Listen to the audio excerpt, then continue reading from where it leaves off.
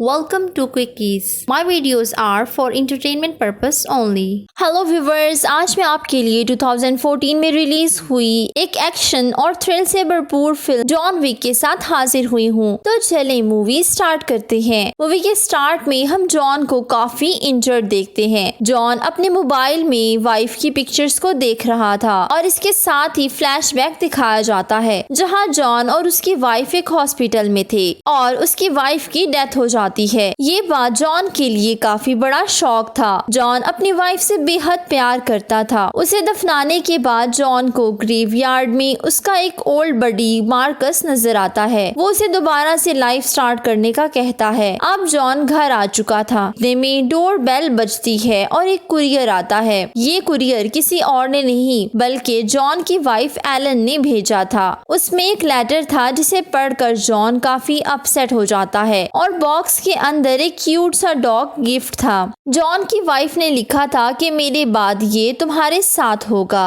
John dog का नाम लिजी रखता है। डॉग के साथ जॉन का टाइम बहुत अच्छा गुजर रहा था। एक दिन जॉन अपनी कार पेट्रोल पंप पर लेकर जाता है जहां लोसिफ नामी आदमी उसे तंग करने लगता है। अब इन दोनों में फाइट होने ही लगती है कि उसका फ्रेंड मार्कस आकर उसे रोक देता है। सीन्स शिफ्ट होते हैं और जॉन को हम उसके घर पर देखते हैं। लिजी के भौंकने की आवाजें आ रही थी क्योंकि लोसिफ के लोग उसके कार को चोरी करने आए थे। वो सुबह उसे पेट्रोल पंप पर भी मिले थे। उन्हें कार बहुत ज्यादा पसंद थी। ये लोग जॉन के साथ काफी फाइट करने लगते हैं और उसे इंजर्ड कर देते हैं। सैड बात ये थी कि वो जाते हुए लिजी को भी मार देते हैं। जॉन को जब होश आती है तो अपने डॉग को मरा हुआ देखकर उसे बहुत गुस्सा आता है। अब वो लिजी को जमीन में दफना देता है और फिर एक प्रोफेशनल आदमी और रेलो के पास जाता है जो चोरी की हुई गाड़ियों को बाय करता था। वो उसे सारी डिटेल्स बताता है और रेलो जॉन का पुराना फ्रेंड था।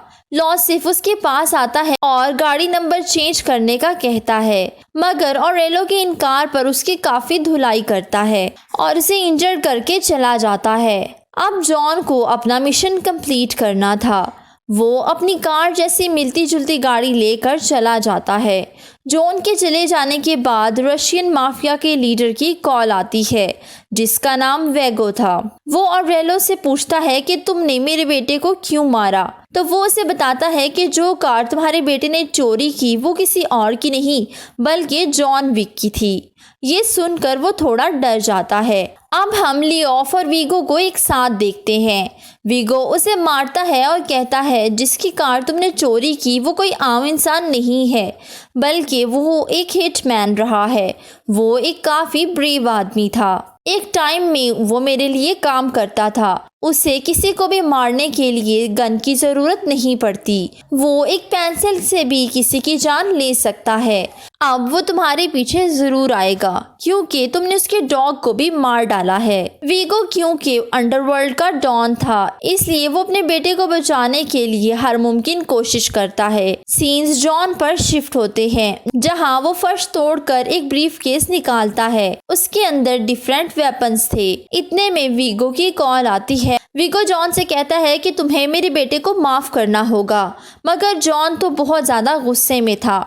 वो बगैर कोई जवाब दिए कॉल काट देता है। वीगो समझ आता है कि उसके बेटे की खैर नहीं। वो कुछ असैसिनेशंस को जॉन पर अटैक करने के लिए भेज देता है। जॉन उन्हें मार कर उनकी लाशें ठिकाने लगवा देता है। सीन्स वीगो पर शिफ्ट होते हैं और वो मार्कस को बुलाता है मगर मार्कस उसके साथ काम करने से मना कर देता है। मार्कस उसे कहता है कि ये तुम्हारा मसला है और तुम खुद इसे हल करो।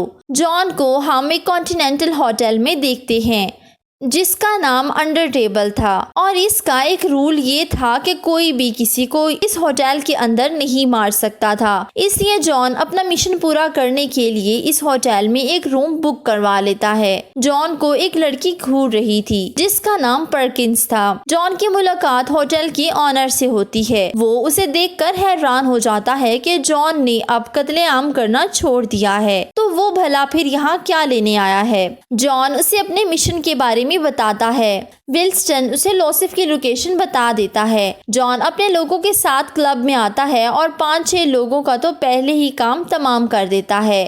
लॉसिफ मौका देखकर वहां से भाग जाता है।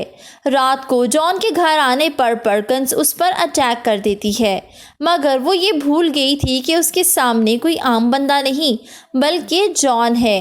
वो उस पर गन पॉइंट कर लेता है और उसे पूछता है कि कोई ऐसी राज की बात बताओ जिसकी वजह से मैं तुम्हें छोड़ दूं। अब पर्किंस बताती है कि वीगो का सारा पैसा एक चर्च में है। जॉन चर्च में जाता है और सभी पैसे को आग लगा देता है, क्योंकि वीगो को अपने पैसे से बेहद प्यार था। जैसे ही वीगो को पता चलता है वो उधर आ जाता है और जॉन मौका देखकर वीगो पर अटैक कर देता है। इतने में एक कार आकर जॉन को टक्कर मारती है, जिससे वो गिर जाता है और बेहोश हो जाता है। अब जो जॉन को होश आता है तो वो वीगो को अपने सामने देखता है, जहां वो उसे कह रहा था कि तुम बिल्कुल भी नहीं बदले। वही गुस्सा तुम में आज भी नजर आता है।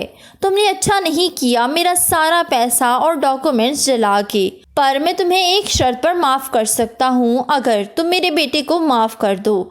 लेकिन जॉन ऐसा करने से इनकार कर देता है और कहता है कि ये सभी बातें मेरे लिए भुलाना आसान नहीं। अबे वीगो जॉन को मारने का ऑर्डर देने ही वाला था कि कोई वीगो के आदमियों पर फायरिंग कर देता है। ये कोई और नहीं बल्कि मार्कस था। अब वीगो जान बचाकर भाग रहा था। वो अपनी जान खतरे में देखकर बेटे की लोकेशन बता देता है, क्योंकि उसे पता था लॉसिफ के पास सिक्योरिटी मौजूद है, वो जॉन को मार देगी। लेकिन ये वीगो की गलत फहमी थी। जॉन सभी आदमियों के साथ साथ लॉसिफ को भी मार देता है।